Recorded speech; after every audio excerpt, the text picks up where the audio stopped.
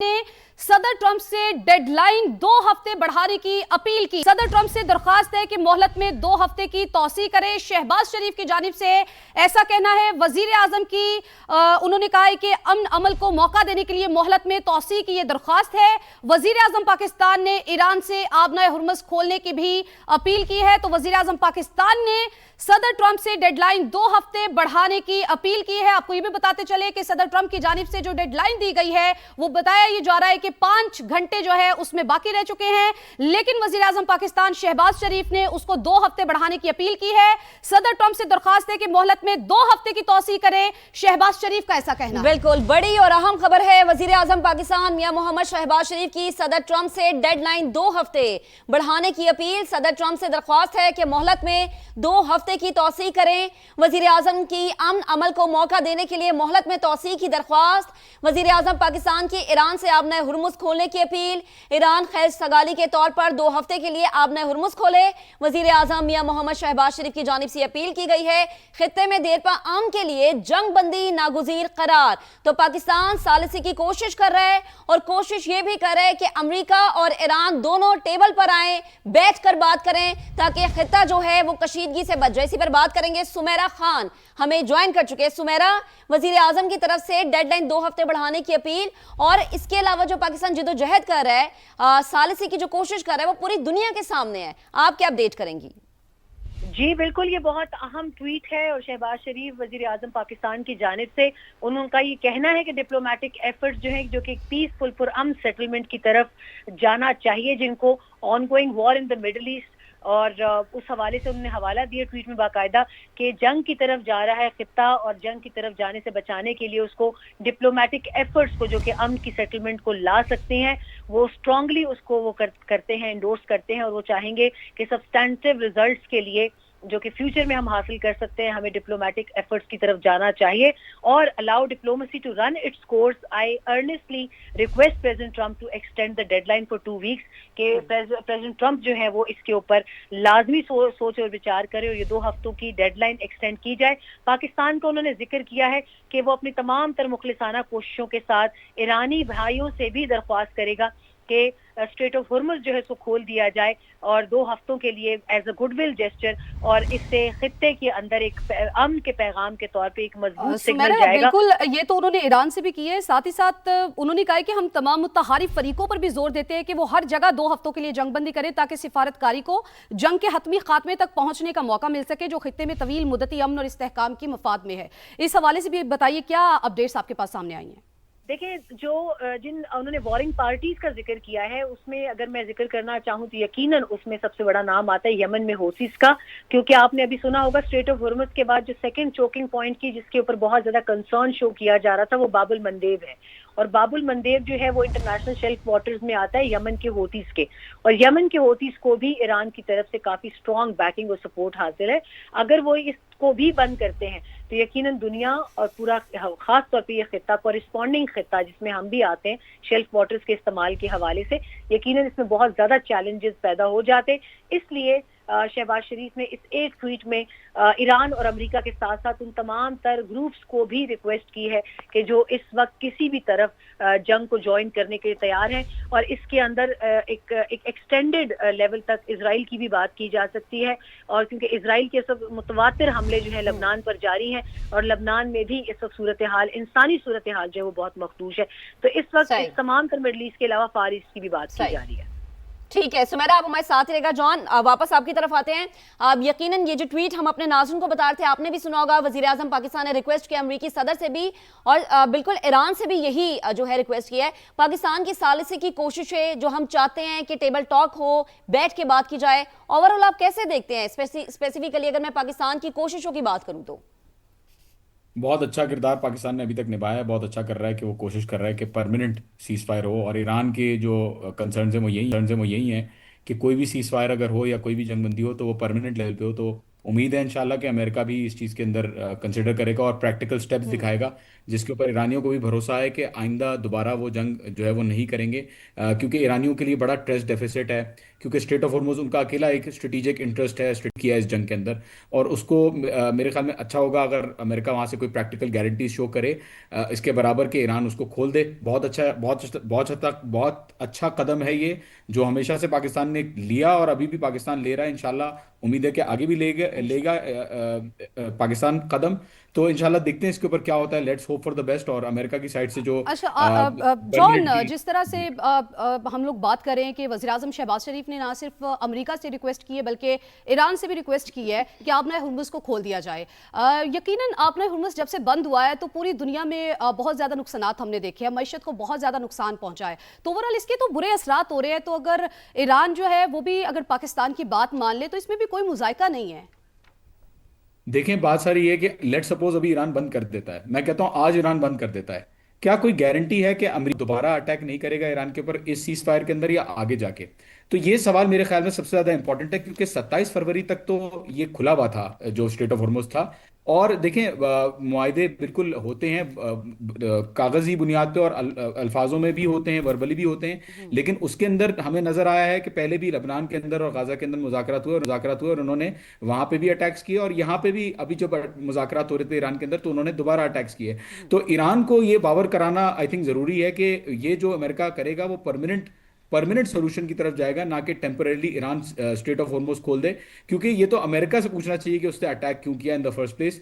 And I think अच्छा इकदाम है, होना चाहिए, लेकिन आई थिंक अमेरिका का इसमें जो हमले हैं और जो परमानेंटली कोई स्टेप है वो जरूरी इसके अंदर नजर आना चाहिए कि कोई परमानेंट स्टेप वो ले, ये दिखाने के लिए कि ईरानियों को भी भरोसा हो। क्योंकि आज अगर हॉर्मुज को खोल दिया ईरान ने और 2 हफ्ते क्या 1 हफ्ते के अंदर वो अगर अटैक्स दोबारा करना शुरू हो गए जैसे वो पहले कर रहे थे, तो कोई फायदा नहीं होगा। ईरान ने जब तक जो गेन किया है वो भी ईरान लूज कर जाएगा। तो आई थिंक इनकी पोजीशन से अगर चीजों को समझे तो इनके इनके लिए भी प्रॉब्लमैटिक है कोई चीज खोलना विदाउट एनी गारंटीज। में जो पेंटागन के अंदर जो सरगर्मियां नजर आ रही है, ये इस बात की गमाजी कर रही है कि कुछ बड़ा होने जा रहा है, कोई बड़ी कार्रवाई होने जा रही है। लेकिन साथ ही पेंटागन के जो कानूनी मुशीरान है वो इस बात पे भी गौर कर रहे हैं कि अगर सिविलियन इंस्टॉलेशंस के ऊपर अटैक किया गया तो क्या उसके ऊपर बैनुल-अक़वामी कानून की खिलाफ वर्जी तो नहीं होगी।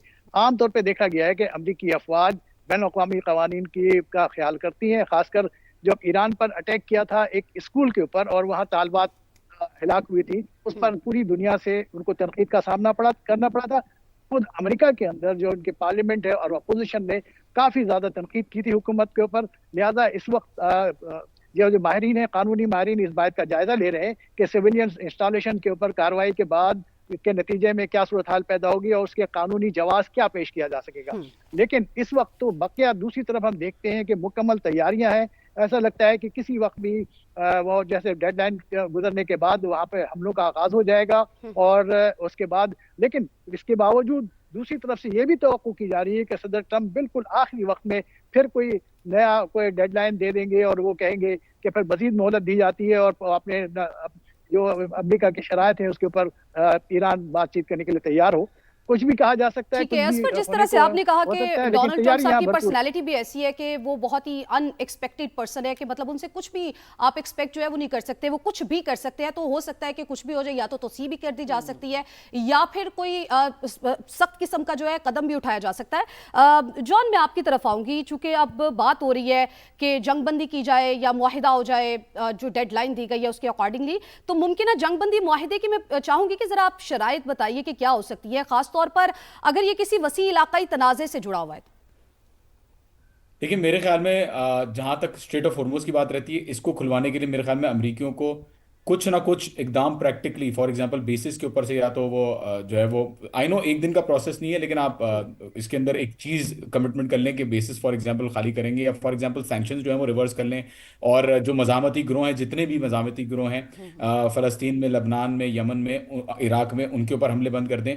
तो आई थिंक क्योंकि स्ट्रेटेजिक इंटरेस्ट को बैलेंस करना इस वक्त बड़ा ज़रूरी है जंग के अंदर, क्योंकि ईरान इस जंग को भले उसके ऊपर खदशा है लेकिन वो अपने आप को इस चीज़ के ऊपर डटा रखा हुआ है कि हम लोग जो है वो किसी भी तौर पे अमेरिका की जो बदमाशी ये लोग कहते हैं उसको बर्दाश्त नहीं करेंगे।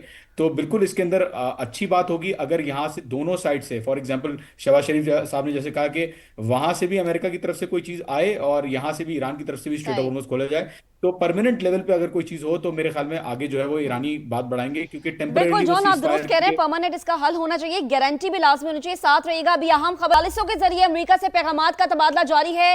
ईरानी हुकाम की जानिब से ये स्टेटमेंट सामने आई है। अहम खबर है, सालिसों के जरिए अमेरिका से पैगामात का तबादला जारी है। आपको अपडेट करें कि सालिसों के जरिए अमेरिका से पैगामात का तबादला जारी है। अब से पहले वजीर आजम पाकिस्तान ने दरख्वास्त की थी अमेरिकी सदर डोनाल्ड ट्रंप से भी और ईरान से भी कि दरमियान का रास्ता निकाला जाए, 2 हफ्तों की मोहलत दी जाए, 2 हफ्तों के लिए चीजों को पास आउट किया जाए।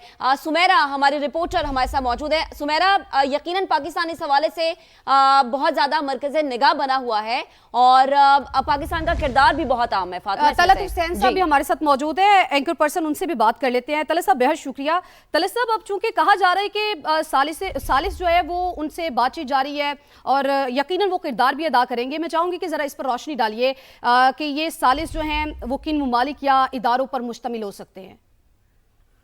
देखें, जो सालसी है बुनियादी तौर पर वो तो पाकिस्तान के जरिए ही सारी हो रही है और इस वक्त भी अगर आप इस्लामाबाद के एक हिस्से में से गुजरे तो वहाँ पर बहुत आपको एक्टिविटी नजर आएगी। वहाँ की रोड्स इर्द गिर्द की बंद की हुई हैं। ये वो हिस्सा है जहाँ से टेलीफोन्स के जरिए, हॉटलाइंस के जरिए अमेरिका के साथ और ईरान के साथ बाकायदा बातचीत जारी है। जो वजीर आजम साहब ने अभी ट्वीट किया है, ये इस तमाम बातचीत जो पिछले 36 घंटे से जारी है उसका माखज़ है और वो कह ये रहे हैं कि बातचीत को हमें अगले लेवल पर ले जाने के लिए ज्यादा वक्त दरकार है और वो 2 हफ्ते का वक्त वज़ीर आज़म साहब ने कहा है कि अगर डेट एक्सटेंड की जाए, डेडलाइन एक्सटेंड की जाए, जो अमेरिका के सदर की पहली डेडलाइन के मुताबिक 5-6 घंटे के बाद खत्म हो जाएगी, तो मामलात को हम किसी तरफ ले जा सकते हैं। लेकिन ट्वीट के अंदर ये भी कहा गया कि ईरानियंस को आबनाए हुर्मुज को खोलना है। अब मसला ईरान के साथ इस वक्त ये है कि वहां से जब आबनाए हुर्मुज के खोलने की बात आती है तो वो उसको किसी वक्ती वक्फे के साथ नहीं जोड़ते। उनका ख्याल है कि वो एक ट्रंप का पत्ता है उनके पास, ट्रंप का पत्ता है जिसको वो हतमी अमल के साथ जोड़ना चाहते हैं। तो वज़ीर आज़म साहब ने तो कहा है, अमेरिका की तरफ से बाल ये इंडिकेशन यकीनन आया, जेडी वैंस के जो नुमाइंदगान हैं जिनके जरिए पाकिस्तान तक पैगाम पहुंच रहे हैं, वो ये कह रहे हैं कि अगर आबनाए हुर्मुज वक्ती तौर पर खुलता है तो डोनाल्ड ट्रंप 2 हफ्ते की डेडलाइन एक्सटेंड कर देंगे और वो ये मानने को तैयार है। आज जेडी वैंस ने खुद भी अपने बयान में कहा कि हमने काफी प्रोग्रेस की है लेकिन डेडलाइन के अंदर रहते हुए हतमी डील करना मुमकिन नहीं है।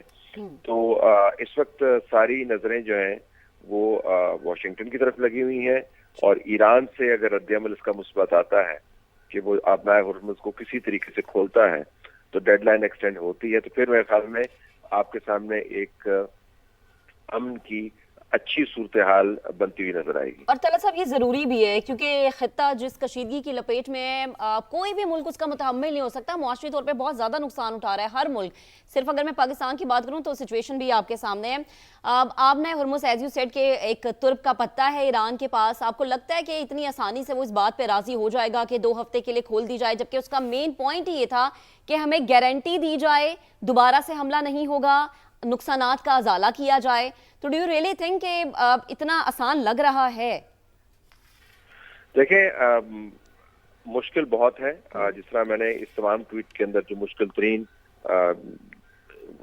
जुमला है उसी के ऊपर तवज्जो दी और आपने भी उसको हाईलाइट किया कि वो ईरान की जिसको कहते हैं मैक्सिमलिस्ट डिमांड है, यानी सबसे ज्यादा डिमांड भी है और सबसे कम डिमांड भी है। यानी इससे कम पर वो राजी नहीं होंगे और इससे ज्यादा जो है वो कॉम्प्रोमाइज इसके ऊपर नहीं कर पाएंगे। और साथ ही ये जो वक्फा है डेडलाइन का, उसके बारे में भी उनका मौकफ यही रहा है कि हम किसी डेडलाइन या धमकी के जेर साया बातचीत आगे नहीं बढ़ा सकते। लेकिन जो इस्लामाबाद के अंदर बातचीत हुई है जिसके अंदर ईरान की एम्बेसी भी इन्वॉल्व है और बराह रास्त तेहरान से भी बात हो रही है, वहां से जो हमें इशारे मिले हैं उसमें हमें वाज़ेह अंदाज से पता चलता है कि ईरान की जो पब्लिक पोजीशन है जिन्होंने ये अपनाई हुई है कि आबनाए हुर्मुज हम नहीं खोलेंगे, हमारे नुकसानात को भी पूरा करें, धमकी के नीचे हम बातचीत नहीं करेंगे, उससे कहीं ज्यादा लचक वाली पोजीशन आपको प्राइवेट कॉन्वर्सेशंस में नजर आती है। अमेरिका की तरफ से भी जेडी वैंस के जरिए जो पैगाम पाकिस्तान तक पहुंचे हैं वो बड़े वाजे हैं कि डोनाल्ड ट्रंप ने अगरचे वाजे अंदाज से अपनी डेडलाइन मुकर्रर कर दी है 5-6 घंटे जिसमें रह गए हैं, लेकिन आप हमें ईरानियन से आबनाए हुर्मुज़ के ऊपर कोई फ्लेक्सिबिलिटी लेके दें तो हम डेडलाइन को एक्सटेंड करवाएंगे, और यूं आबनाए हुर्मुज़ खुलती जाएगी हम डेडलाइन को एक्सटेंड करते रहेंगे, और हतमी तौर पर जब खुलेगी तो फिर ये डेडलाइन अमन की बुनियाद बन जाएगा। अब तलत साहब, जिस तरह से आपने जिक्र किया कि इस्लामाबाद में जो मुज़ाकरात हुए और उसके बाद ये भी कहा जा रहा था, माहिरीन जो है वो ये भी कह रहे थे कि अमेरिका से भी यहाँ पर जो है ना वो राबते किए जा रहे हैं। मैं चाहूँगी कि इस पर भी डोनाल्ड ट्रंप साहब, चूँकि उनकी पर्सनालिटी को देखकर लोग जो है वो ये भी एक्सपेक्ट करते हैं कि उनसे आप कुछ भी एक्सपेक्ट कर सकते हैं, वो एक अनएक्सपेक्टेड पर्सनालिटी हैं। क्या देख रहे हैं, चूँकि पाकिस्तान की जानिब से सालिसी का किरदार भी निभाया जा रहा है और पाकिस्तान जो है वो रिक्वेस्ट भी कर रहा है, आपको लगता है कि डोनाल्ड ट्रंप साहब जो है वो इस रिक्वेस्ट को मद्देनजर रख के या फिर आगे जाके तो ये एक्सटेंड कर सकते हैं ये डेट? मैं चाहूंगी तो बैक रिकॉर्ड आप देखते हुए बताइए। जी देखें, डोनाल्ड ट्रंप जो है वो अपनी तमाम तर गैर यकीनी जो अपने बारे में वो बनाते हैं, उसके बावजूद उसके अंदर एक चीज आपको नजर आएगी जो हर अनप्रेडिक्टेबल उनके एक्शन में वाज़े अंदाज से मुसलसल नजर आती है, और वो ये कि वो आखिरी वक्त पे आके कुछ भी कर सकते हैं।